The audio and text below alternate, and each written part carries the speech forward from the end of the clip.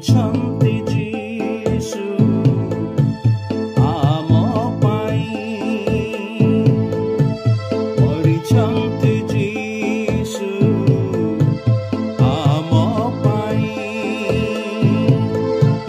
କାଲବାରି କ୍ରୁଶରେ ରକ୍ତ ଦେଇ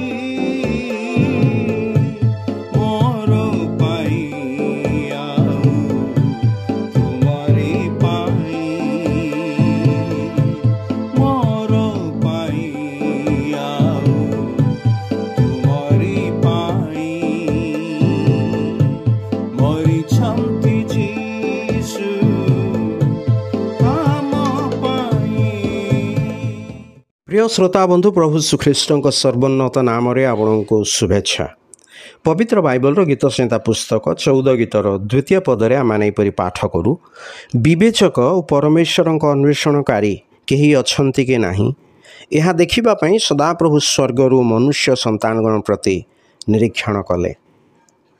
ଈଶ୍ୱର ସ୍ୱର୍ଗରୁ ପୃଥିବୀକୁ ନିରୀକ୍ଷଣ କରୁଛନ୍ତି, କିନ୍ତୁ କ'ଣ ସେ ଦେଖିବାକୁ ଚାହାନ୍ତି ଯେ ଏଠାରେ କେହି ଜ୍ଞାନୀ ଅଛି କି? ଅବୋଧ ଶବ୍ଦ ଜ୍ଞାନୀର ବିପରୀତ। କୁହାଯାଏ ଅବୋଧ ଲୋକ ଯେକୌଣସି କଥା ବିଶ୍ୱାସ କରିଥାଏ, ସେ ସହଜରେ ଠକି ହୋଇଯାଏ।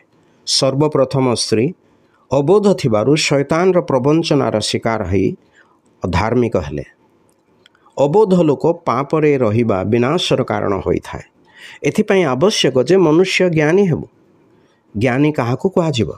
ଜ୍ଞାନୀ ବ୍ୟକ୍ତିକୁ ହିତୋପଦେଶରେ ଏହିପରି ପରିଭାଷିତ କରାଯାଇଛି, ମନରେ ଜ୍ଞାନୀ ଲୋକ ବୁଦ୍ଧିମାନ ବିଖ୍ୟାତ ହୁଏ।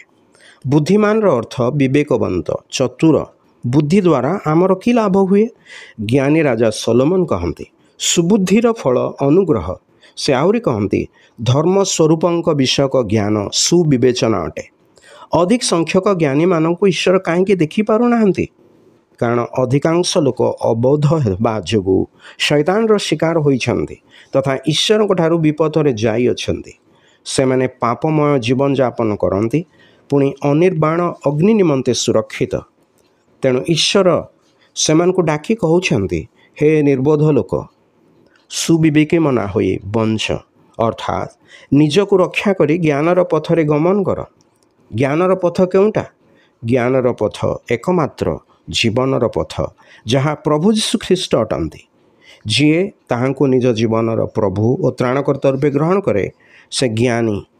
ଈଶ୍ୱର ଆପଣଙ୍କୁ ଜ୍ଞାନ, ବୁଦ୍ଧି ଓ ବିବେଚନା ଦିଅନ୍ତୁ, ଯେପରି ଆପଣ ନିଜକୁ ପ୍ରଭୁଙ୍କ ଠାରେ ପ୍ରାପ୍ତ ହୋଇପାରିବେ।